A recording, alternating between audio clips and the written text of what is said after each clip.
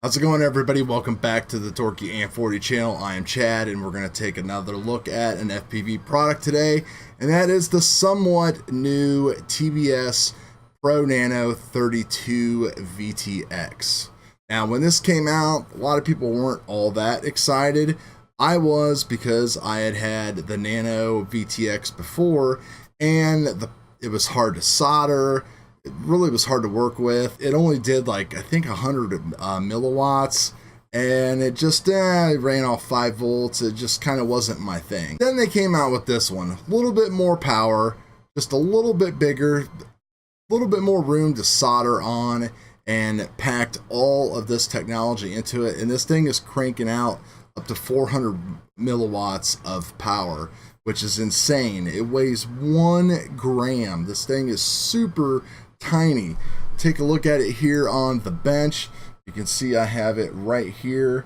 Comes with a UFL dipole antenna. Right off the bat, you know, the pads are a little bit bigger. They're still kind of hard to solder to. The UFL is like their new revision of the UFL connector, so it's definitely a little bit tougher. The actual thing itself has got some kind of coating on it. I don't know, it's like a little sticky gummy kind of thing. That's basically how I have it hooked up here, since I'm not running CROSSFIRE.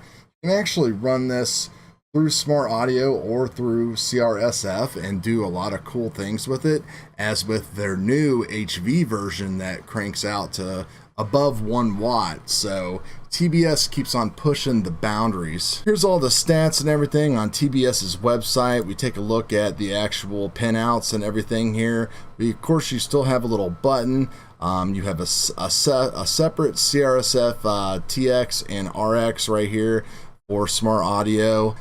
You can power a camera off of this as well if you needed to. If you have an older board that's kind of giving you some fits or something with video, so you can always do that for the cleanest video. But it has all of the stuff built into it. Like I said, 400 milliwatts of power. It's got the smart audio 2.1, which is their newest version of smart audio that we don't even know everything that they're going to pump into this yet, but we know that they're going to make it better. Clean switch, all of the good stuff. Operates from 3 to 13 volts, 1 gram, and again, the thing is just super small. We got 4 different stages here: 25 milliwatts, 100, 3 and 400. So it comes with cables, the whip antenna, everything like that. There is a separate manual here for it that you can click on and take a look at, and they constantly update these.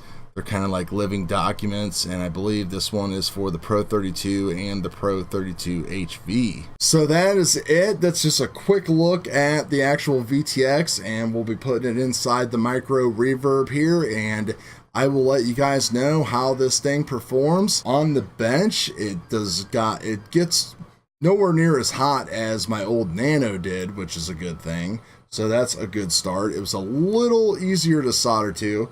Actually, a lot easier, but those things are super tiny still, so definitely be careful with that. And yeah, that's pretty much going to do it, guys. So come back for a review, give me a like, thumbs up, all that kind of stuff. We'll talk to you later.